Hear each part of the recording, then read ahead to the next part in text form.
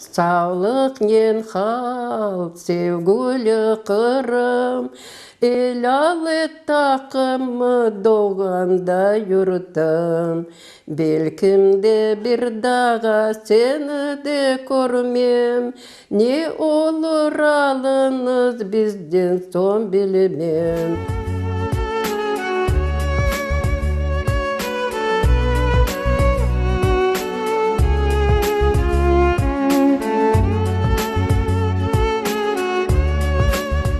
Ночью пришли двое солдат автоматами, не знаю сколько времени, я не помню. Вот, папу и маму повернули к стенку, а маме сказали 15 минут вам срок, вот, что надо, возьмите. Она положила на пол,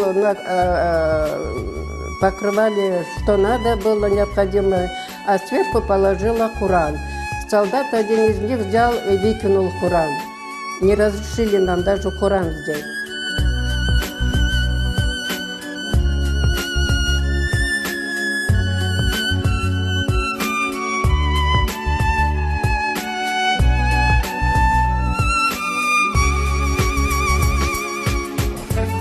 Приехали мы в село, там даже деревьев не было, скрыто от солнца, комары большие, вода мутная, пили.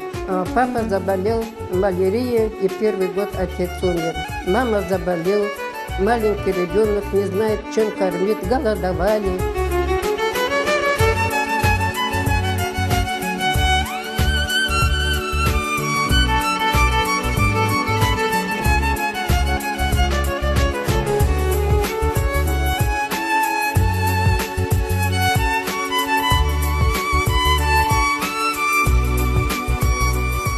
Через неделю приходит женщина и говорит, в деревне 2 мертвеца, некому хоронить.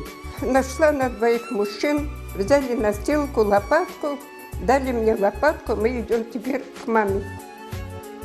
Когда мы пришли, дверь была открытой, мама лежала на полу.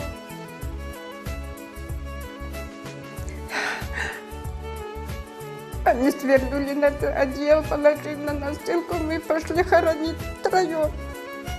Вот и все, я осталась без мамы. Мне пришлось взять братишку и идти обратно на работу.